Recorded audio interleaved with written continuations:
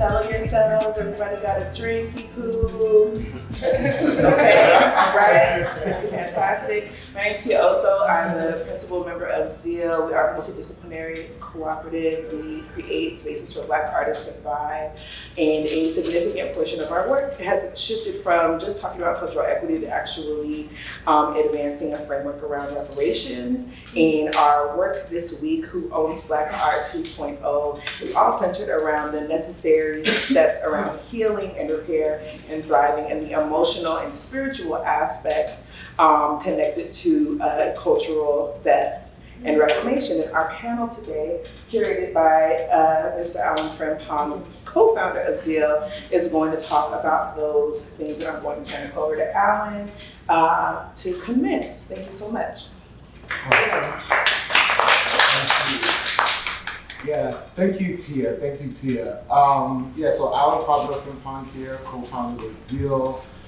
Thank you so much for that intro, Tia. And as we at ZEAL have been having these conversations since the start of Who Owns Black Art, when we launched in 2019, the exhibition, a lot of the conversations that we're having, in particular around cultural restitution, we not only had to deal with the actual artifacts, right, which is what we see on the news in terms of the looted artifacts, the masks, all of the regalia that has been taken, in particular from all over the continent. It exists within museums and other colonial institutions. But we started to have conversations around what are the cultural practices, what are some of the other facets that have left a residue on the legacy of not only imperialism and settler colonialism, but I think more importantly, to how we think about our political and economic system as well, around capitalism.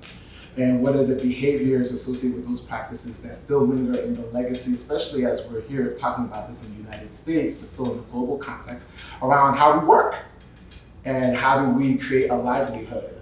And so all of those things in the spectrum are really key and important.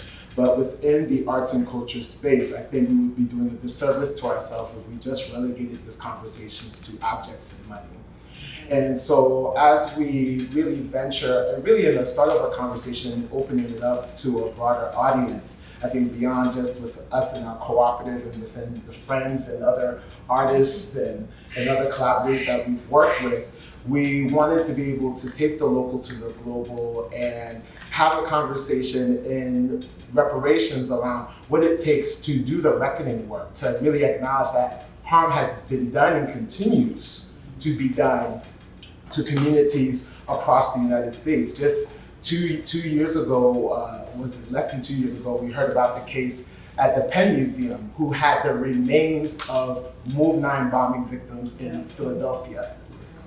So you have the remains of a family who were just trying to live, just to be self-determined in Philadelphia, during the time of Black liberation work that spans from the 60s all the way into the 80s, and you have the Philadelphia police bombing their neighborhood. And the remains was at the Penn Museum, right? We can talk about images, right? We are at the IPC art space and photography, and just last year, transfer of all of the digital images, right, that are carried by Jet and Ebony magazine are now owned through the Getty. And so it becomes very serious when we're talking about, it doesn't just get relegated to objects and money, when the actual cultural practices of how people sustain and make a livelihood and be cultural stewards of their work come into question. So we have joined with us today the wonderful Marie Vickles, right, at the Perez Art Museum, but also a ZEAL Advisory Board member who has just been very, very pivotal in ZEAL's growth and development, and also supported us in getting this space today. And also my wonderful and dear friend who's also supported ZEAL and myself for many years, JOJO Abbott, who's also a dear Ghanaian sister of mine, who is an esteemed international, interdisciplinary artist. And so we're just gonna be in a conversation with all of you. We'll open it up really for probably half the time for dialogue, question and answer. Really as we go through this discussion was just starting with what reparations means and how we're entering into our own lived experience and understanding of reparations and what it takes to repair. And then we'll talk about what are potential solutions and things that we're seeing in the process of reparations and repair as we think about past harms and then the present harms that we're still experiencing, and how do we hold ourselves accountable to them, again, from the local to global perspective. So that gives you an idea of where we're going in the conversation. But I wanted to start it off with just introductions for Marie to start, just on who you are, how you come into this work in terms of whether it's in community or within cultural and arts institutions, and then also how are you coming into your understanding of reparations, and then we'll pass it off to JOJO Abbott. Okay, Yeah. Sounds good. Thank you, Alan. Good afternoon, everyone. It's great to be here. I hope you all are having like a wonderful time in Miami. Maybe Art Week, Art Basel, whatever you want to call it, Art Mageddon, something. it's real. So as Alan mentioned already, so I work at the Perez Art Museum Miami as the Director of Education. And then I also work next door, right here at the Little Haiti Cultural Complex as the curator in residence. So full-time, 9 to 5 plus, kind of job that's very public facing for a big museum, working in education. And then a very much so part-time kind of project kind of based work at Little Haiti. I've been working at Little Haiti Cultural Center since 2010. And then I transitioned from working there like as a part-time, almost full-time staff person, which is partly why I left, to then a full-time job downtown at the museum. But loved the work I did at Little Haiti. Yeah, sorry, the bell might ring, so we have to answer it. So moved downtown, but kept the work here going because it's so important to like, for one, I would say hold this space down and to really ensure that what it was created for is happening. So what is Little Haiti Cultural Center about? So it's a space to showcase, to support artists of the Afro-Caribbean diaspora with a special focus on Haiti. As many of you might know, Miami is not only a huge entry point for the Caribbean at large, and a lot of times Cuba gets the spotlight, but also Haiti, and also the rest of the Caribbean. But we're in Little Haiti. This was the landing spot for many Haitians that came from even before the 70s, but then there was, of course, that huge influx during the 70s, and it kept coming, the 70s, the 80s, and 90s, and we're here today, and we're still getting a lot of folks coming in from Haiti, from Cuba, from different places. So this was the landing spot for it. Sorry if I digress too much. You can just be like, hey. Moderator's privileges. This is set the place where we're at. Also, another great history kind of point to bring up. So Carl Juste is housed in this larger building that is known as the Haitian Cultural Arts Alliance, which is the IPC art space run by Carl Juste, and then next door, the studios of Edouard Duval-Carré, a Haitian artist. His dad, Carl Juste's dad, is the one that founded, you could say founded, or coined the phrase Little Haiti.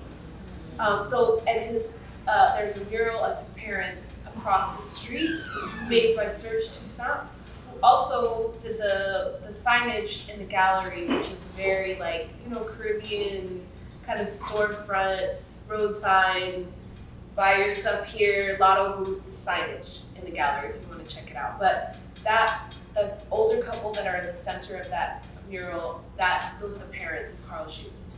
His dad's from Haiti, his mom's from Cuba.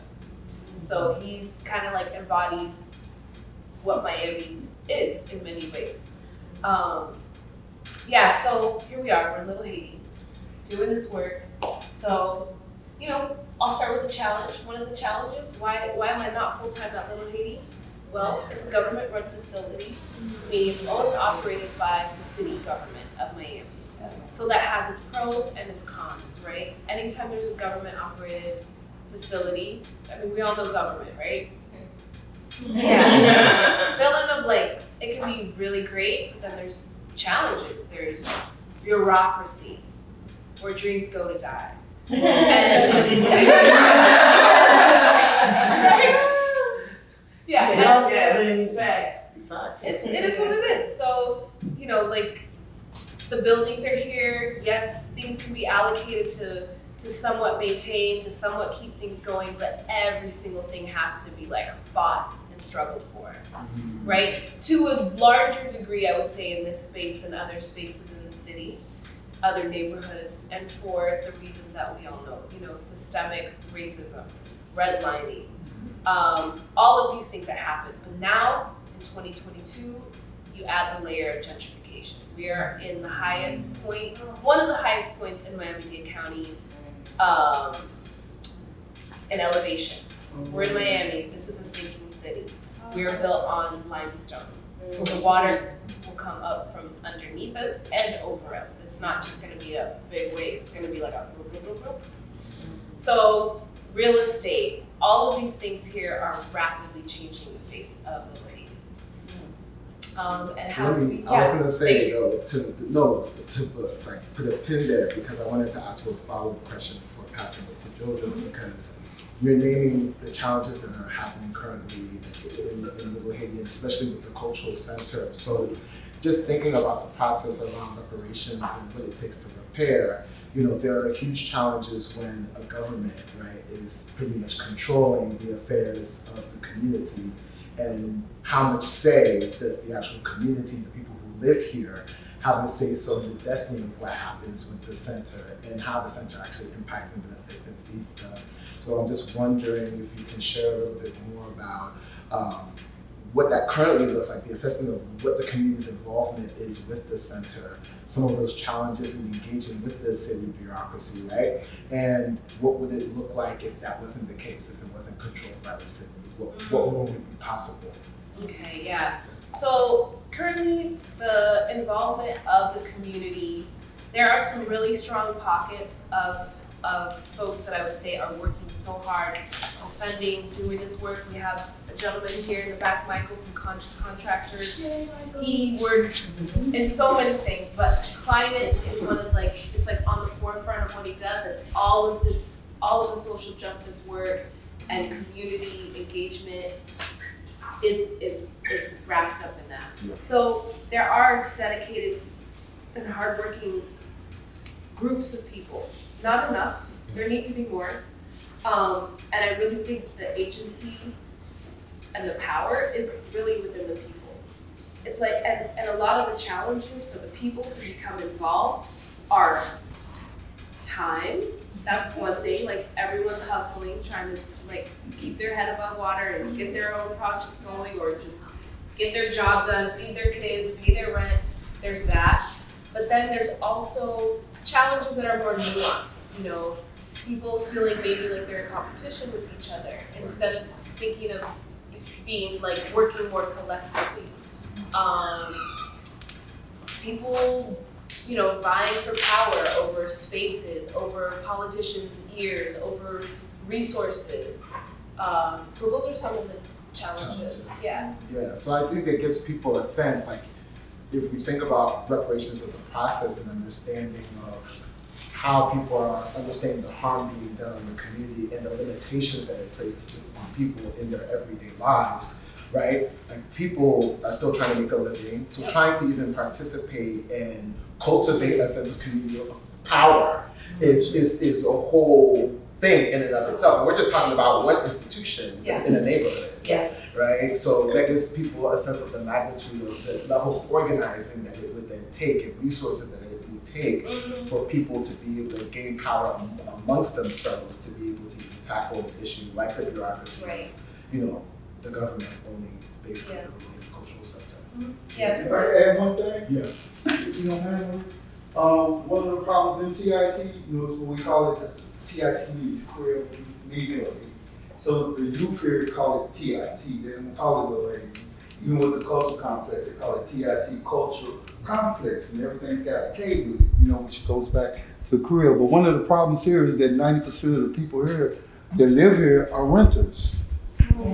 And that is a fundamental problem when you talk about how do you build power in a place where people who live here are daily subjected to exploitation and oppression and slumlords, which is a big problem. One of the things we face right now is that in the last since 2015, look, TIT has been identified throughout the world as the fastest climate gentrification area in the world. Wow. In the world, not just in Miami, but in the world. So that created another problem when we talk about, I'm a Panther.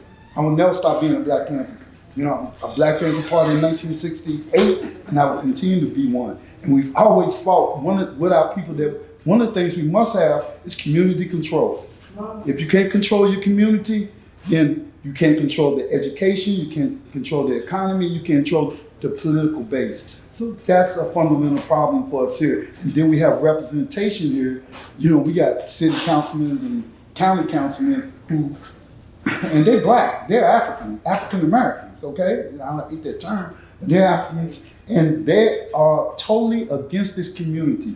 Everything that they have passed has been for the developers. So I think that's, I just wanted to add that, Marie, in terms. Thank you, Jennifer, for the additional context, so appreciate it. So I think you see, even from that point, you mentioned developers also, which also contributes to the challenges with city government on a local level. And because of that, even using Miami as part of the global piece of it, I wanted, JoJo, for you to take the opportunity to introduce yourself and then also share with folks kind of your perspective and your entry point in terms of your practice as an artist, socially, politically, and I think also spiritually, and how that impacts your worldview entering into this conversation around reparations and overall healing from the harms that have impacted us through the transatlantic slave trade and so on. Hello everyone, my name is JoJo Abbott, not JoJo. That's true. It's an honor to be here just to witness and to listen and to learn how the global Black nation is experiencing power, the presence or the absence of it in different layers and contexts. I think I could just sit here and listen. I really know that wow, so much to think about. And I think also the fact that we're having this conversation in English language makes it particularly difficult. So, and in the same vein, I'm also really grateful that we as a community have developed language such as reparations, restitution, repatriation, and looking at language to seek our own healing and our own repair. Because in Ghana, we don't have that language. And I wish we as a people had the luxury of this conversation so that we could go into different parts of Ghana and talk to people in Tree, in Ewe, about what it means to have our own power and to walk in that power, to go to Kenya and speak Swahili or South Africa, Xhosa, Zulu. But really language is, for me, one of the major bases of power. And yesterday I was talking about that in the tech space, Web3. But yeah, the power of language, to be able to express yourself, your needs clearly, and to be understood, or to stand a better chance of being understood. So yes, grateful and also triggered at the same time. So what I do, we can skip that because our time is limited. When you invited me to be part of this conversation, I got on the phone with you because I said I have, things that I engage with are also things that I struggle with. And so I am very clear about that. Ownership. The idea of ownership. As an Ewa woman who still has a fort owned by the Danish people on my people's land, ownership. has been an excuse for colonization, for displacement, for abuse. Who establishes ownership, and what's the purpose of ownership? Oftentimes when we talk about ownership, it applies in relation to value, being able to claim that value. So I respect that and I honor that and I see the need for that. We should be able to claim what is ours, primarily because we should have access to what is ours. Now when we're robbed of that and someone else claims ownership of it, then we have a motherfucking problem. Right. You know, because as community, we're open to sharing. Right. We don't have to individually own, but we trust each other. We can collectively own. We don't feel that great of a need to own. Imagine if we all didn't have such high ceilings and high gates and whatever, we lived in community like we used to. Yes. And the mango tree was for all of us. We wouldn't feel the need to own.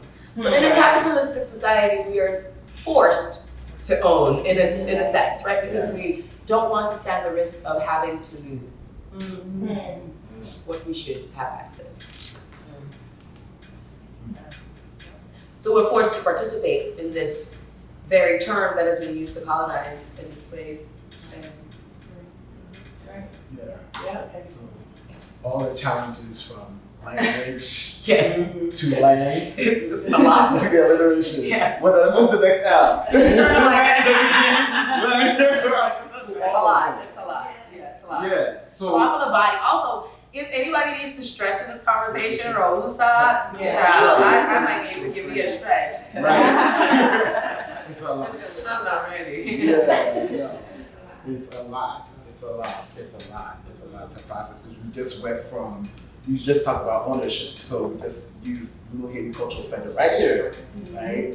And like the lack of ownership in the ways privatization of land, developers, and everything else impact people's ability to even live and build relationships and trust, Yes. right? And look at the legacy. You just talked about the Ewe people in Ghana, the Dutch, and then all of the other colonial nations who have come into a nation state layers, right? Because there are all these tribes, all these languages, and how many of them we're even looking at have been preserved inside of that. Even for me, right? As a second-generation Ghanaian American who had very little, right? Yes. So, right, we've had that conversation too. Yes. And so to be in the work of returning, and then imagine for people across the diaspora who have also evolved in terms of language, right? Because we have people who are in the Caribbean who speak Patois, which is a combination of many different, right? So everybody is grappling and navigating what it means to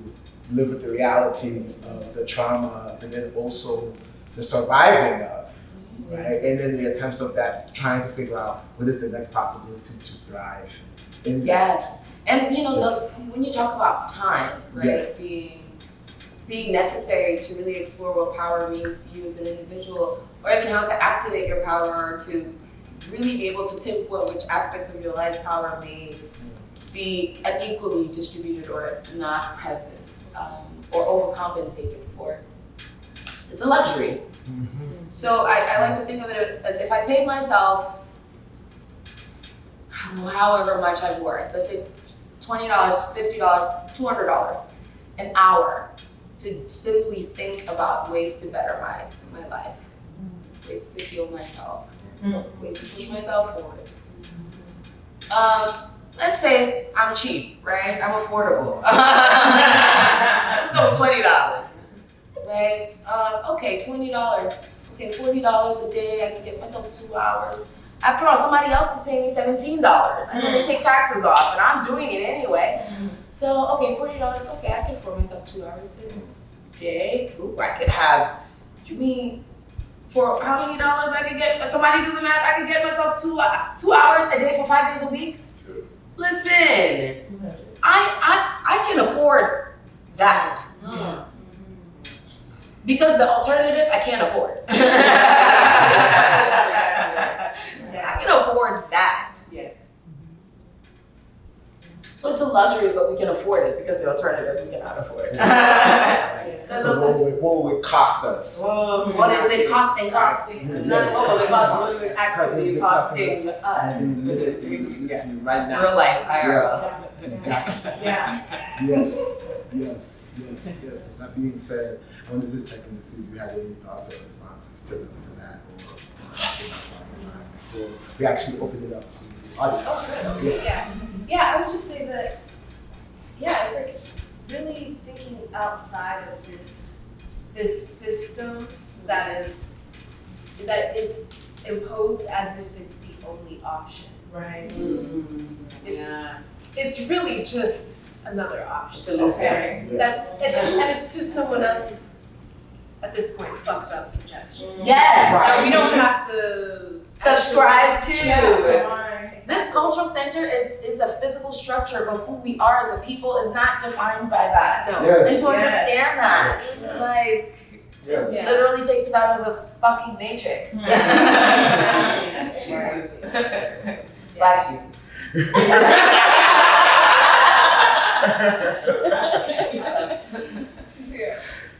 So that's all I would. Got you in response to that. So yeah, I think with the time that we have, we definitely want to open it up, and I see T, your hand is raised. Yeah, I want to say thank you, JoJo Abbott, for raising, first, like naming like language injustice, and then also talking though about how it gives us a framework to talk about what is wrong and what we need to change.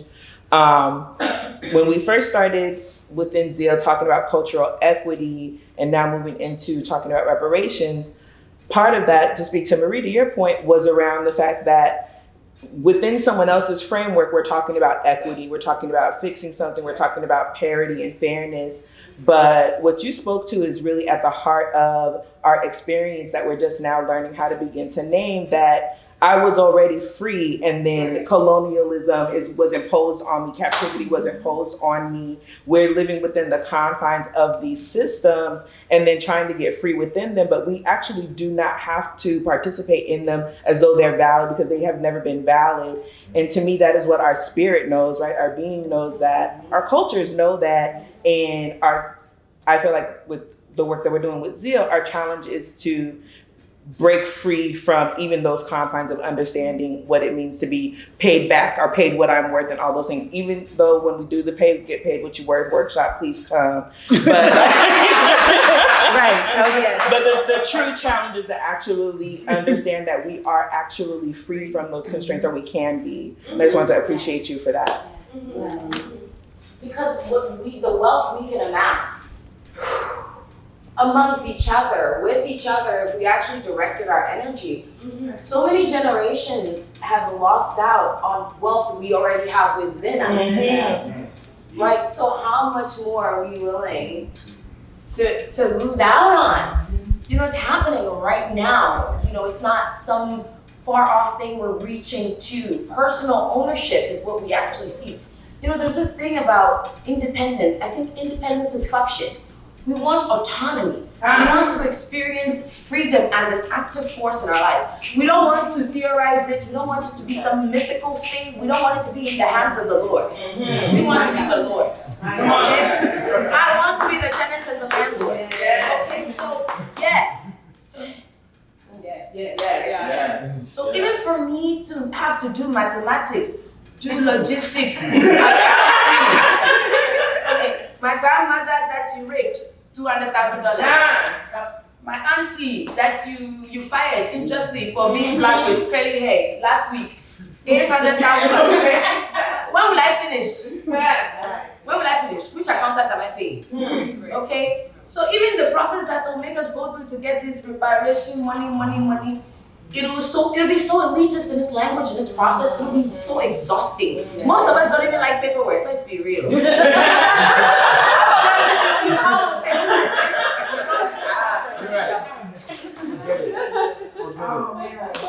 Listen, so please don't stress us. I also think we have to look at reparations as Queen, because Queen Ndumbe is actually the mother. She was one of my spiritual guides. I knew her, and I miss her every day. because she was very, very clear. We're talking about stolen labor and stolen wealth. That's what we're talking about. Yeah. We're talking about people who came to a country based on possession is 9/10 of the law. And what was that possession based on? The gun. Yeah, right, I mean, we're standing on indigenous people's land right now. right. You know, even though we call this TIT, Little Haiti. But when we look at what happened to Haiti, even after independence, Right.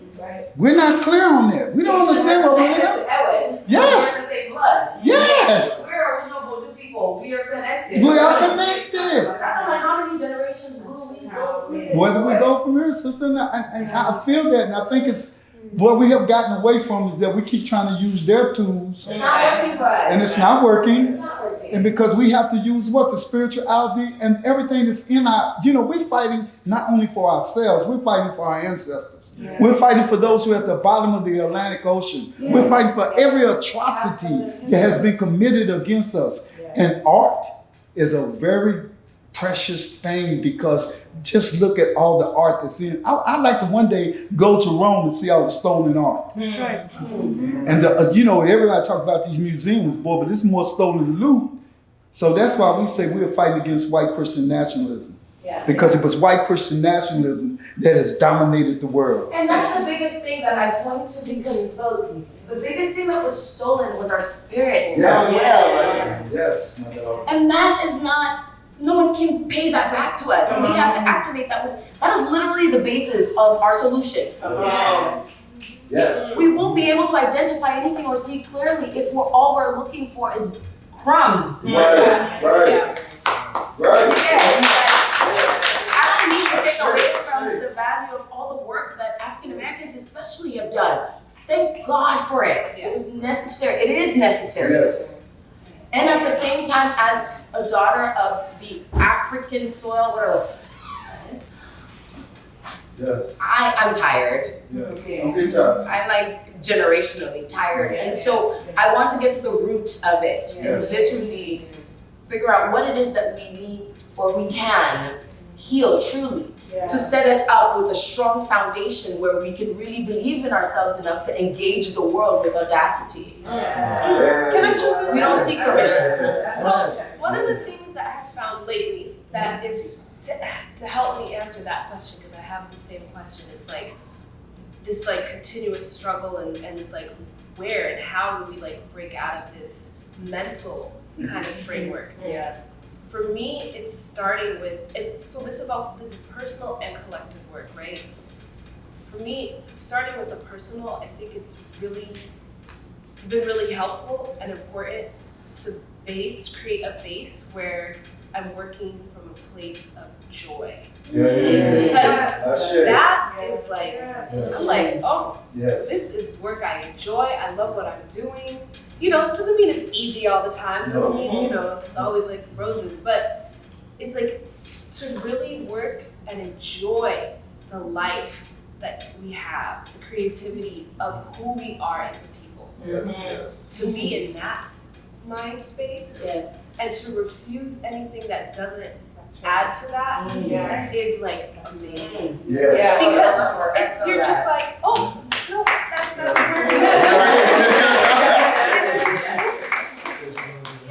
rather than like the fighting of it. Be like water. Honestly, resistance is exhausting and it's just a waste of your time. Finesse.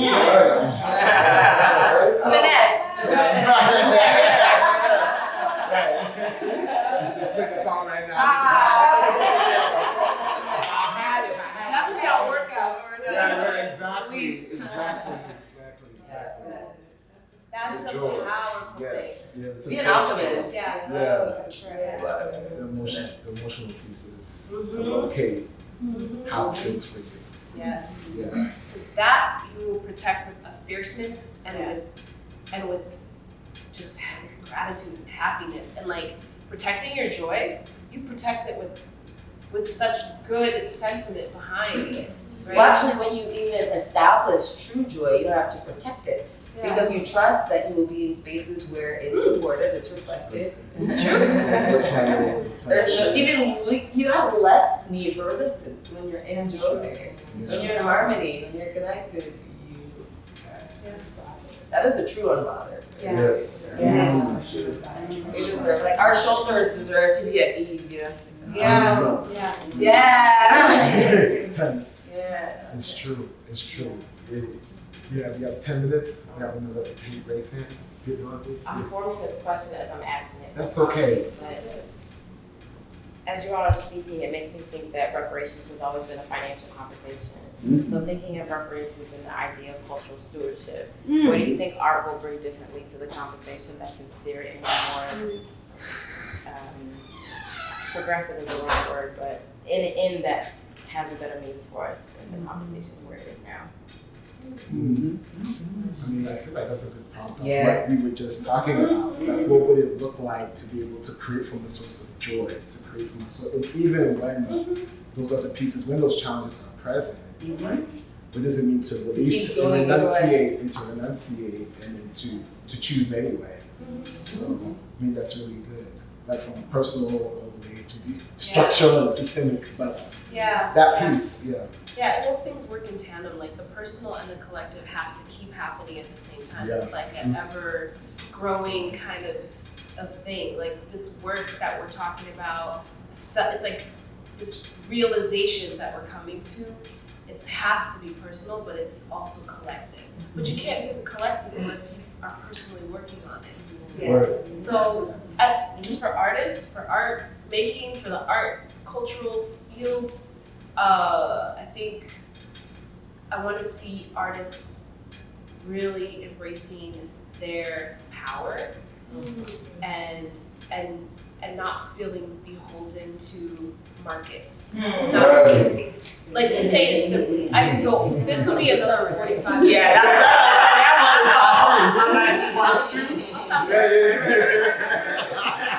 But that's a pretty powerful declaration in and of itself.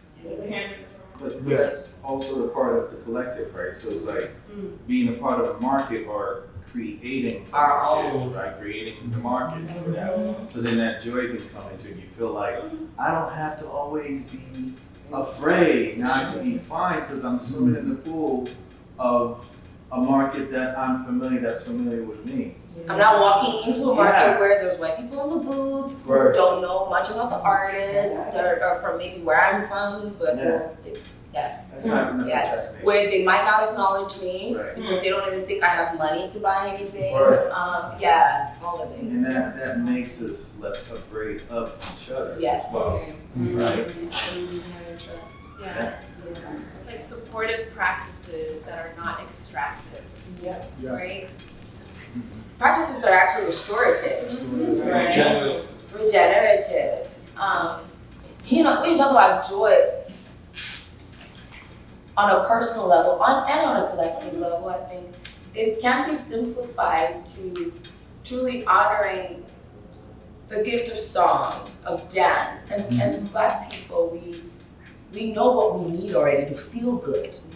You know, nobody told my grandmother in the morning how to ginger her spirit. You know, and when we listen to our bodies and we don't ignore ourselves, we don't ignore and silence our spirit, we find ourselves deserving of expansion, of, chest at ease. There's nobody to, hey, get up. No, we are under no one's authority but our own. To afford ourselves that daily activation of joy, not waiting on another to give it to us, I think allows us to experience that joy in other people and to not let it be defined or constrained to what we may have constructs of joy to be. If we allow room for each of us to discover joy in new ways, we might actually generate that much more of that joy. Please, your question. Say it one more time, because there was something there I wanted to address. That reparations is often a financial conversation, Yes. so all the ideas are birthed from that. Yeah. So he sent a document from the UN. Can you please Yeah, so share aspects of that? Because I want to put it up. so I was pulling it up. It's the UN. Everybody needs a link to this thing, by the way. Right. It's the UN Basic Principles to Remedy and Repair. that has been used in country around the world. I would love to airdrop it to everybody. Yeah, and actually, an organization. Airdrop. Yeah. So she's sending it. Technology. Yeah. And we can also send another document. There's a wonderful organization called Project Truth, Reconciliation, and Reparations that has done an analysis in country around the world on countries that have gone forward in a reparative process in country. So that we can share and send to folks to hit me All right, up. if your airdrop was on, I sent it to you. And also UNESCO is almost doing one of the problems that has been generated with this is that we have a lot of Africans in this country, including Obama, who came out and said he's against reparations. You know, a lot of people are like that. They have made it. They have made it. But when you look at the word itself, we identify it as reparations. Reparations. Reparations. That's what it's all about. And it's not just about money. It's about, as Dr. Bobby Wright coined the phrase, menticide. Menticide. Our minds have been destroyed. That's what menticides means. Mental side. Kill the mind. So if you kill the mind, you kill the spirit. You kill the spirit of the person. And you replace them with what you want them to be. And that is what is happening to a lot of us Africans. I hate that terminology too, because that's something that was created to like pigeonhole us and let us know that we, just because I may be lighter or you might be a little darker, we still are the same blood. We are the first people of the planet. And here we are, we last. Everybody else gets paid. Japanese people got paid, France got, that's something, France got reparations from Haiti. How the hell does that happen? How the hell is that? And they still getting paid. Still. There's something that also needs to shift in a bigger worldwide kind of way that we look at how we as humans live on this earth. True. Because the structures that have gotten us to this point are extractive. We don't want to look at the models that are currently existing and saying, I want to be in first place making the most money on this planet. That's not a goal, right? And that's again outside of the system. It just recolonizes. Yeah. And that's why it really has to be dismantled at the core of our being. It does. It really does. Yeah. We don't want the mentality of like, we always use this now. So what's the first thing they did when they got to the moon?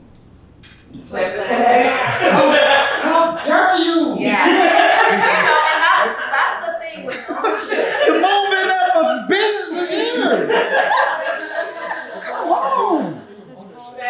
somebody said I discovered this land. Yes. We're sitting on land that, and so ownership is something we should engage with consciously. Right. Why are we desiring to own? And what are we going to do with it once we own it? Yes.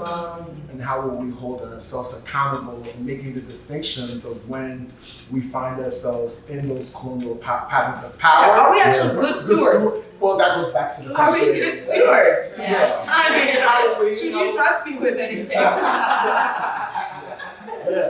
I actually a good steward? Because we've given wealth to certain people. Yes. I digress. Come on.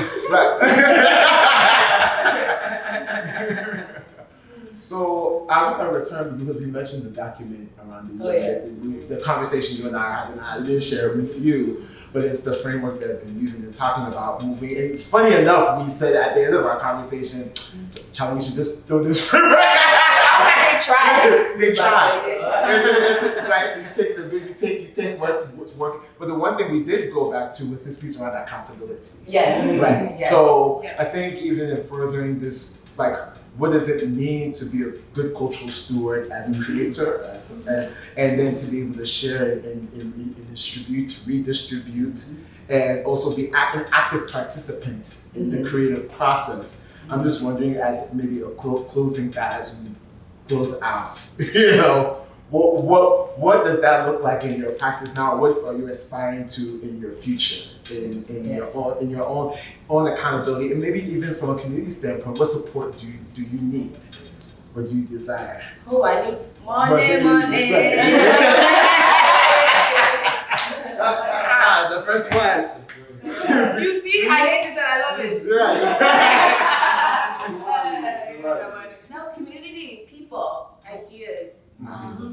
thought. Who was it, the gentleman that was here said thought is what? Before we started, the guy who runs this place, he said thought is, he said ideas are product. That's what he said. He said, he came over and said, ideas are a product. I said, yes, I think I was meant to hear that, sir. Thank you. Yes. You know, so that is value. Your presence, your energy, your prayer is value. Also, you guys said it.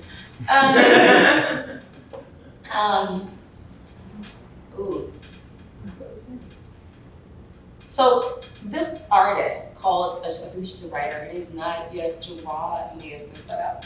But she said recently in a video that's been circulating on the platforms, and she said, when someone hurts you, do you need the person to come back to you and tell you they're sorry? Do you really, really need them to tell you how they hurt you and how to remind you how you felt when they were hurting you? And I'm paraphrasing.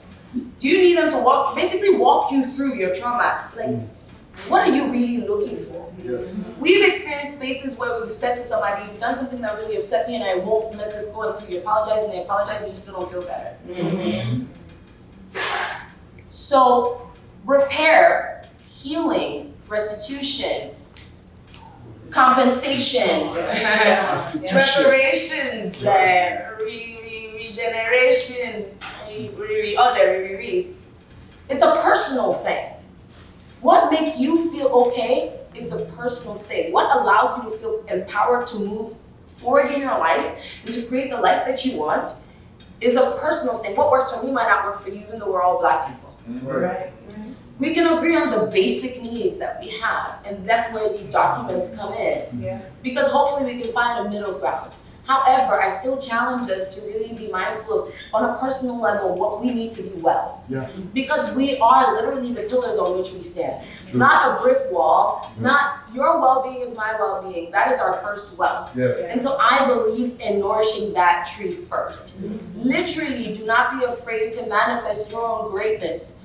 Leave this room and dare to walk in your greatness. Yes. When you walk into a space, walk into the space like you belong there. Yes. Don't seek permission. Listen, I say this very often. Let me walk on my worst day. Let me walk these lands, especially this great land of America, with the very bare minimum, the confidence, the audacity, and the entitlement of a mediocre white man. At the very least. Yes. Yes. The most mediocre of them all. At the very least. On my worst day. Cop out. Okay? It's true. So, powers to the God within. I'll leave it there, Sha. We can go on forever. Everything she said, everything JoJo said. And then thinking about how that power of self then becomes reflected out into the work you're doing with others, right? And how even when you're working within systems that are already set up, how to change them, how to shift them, how to make them better. Maybe even how to get rid of them completely because they don't work the way they could or should. Contribute or recreate. Yeah. Don't be afraid to experiment. Right? Yeah. Try. You never know. Yeah. Play, fail forward. Yes. Yeah. Yes, I think Black people we're harshly judged for failing. Yeah. Our parents did it, society does it. Fail. It's okay, please. And work with care. And work with care. Care for how your actions will impact and intersect with other people's lives. Mm-hmm. You know, their hearts, their minds, their lives. Yeah. Thinking about that. Mm-hmm. So important. And spread love among ourselves. Yeah. Also, I wanted to add to that, it's just like, failure is not, failures are solutions, right? Yes. And we have to treat each other like failure is okay, so we can just like be there for each other. Like, well, if you just made a mistake, we all acknowledge that it's a mistake. But what could we learn from that? What can we Yes. build from that? That's So Yes. something created, something creation and amazing that's never been done before is there. But if you don't look at it, look at it as a complete failure, then you lose it. And that's how we should look at each other also, because we Exactly. toss each other away. Exactly. And yeah. So problems problems are solutions, right? Yes, they are. Problems. Yeah, so also solutions. Problems are invitations, opportunities, Yes. challenge, go for it. Pat, pat, pat, pat. Right. Be like, okay, let's go. Yes, so what I'm hearing there, even as we're closing out as a takeaway, is just how do we treat ourselves with the grace in each other, but also it doesn't mean that accountability is also not present. Right? Yes, it's still All there. can be present to hold ourselves accountable in the work as we're moving forward. So that being said, I really just want to thank the both of you. Yes. Many different worldviews and perspectives as at least the catalyst and start to the conversation as Who Owns Black Art continues in its own platform development. Yes. And as Tia said, we're grappling with issues of cultural equity into the process of reparations and even the questions that we're even grappling with around cultural stewardship. So with that, we thank everyone for their participation. Folks can stay, mix and mingle. We're going to be respectful of time too if folks have to go, but this will be the close. So you can give yourselves a round of applause.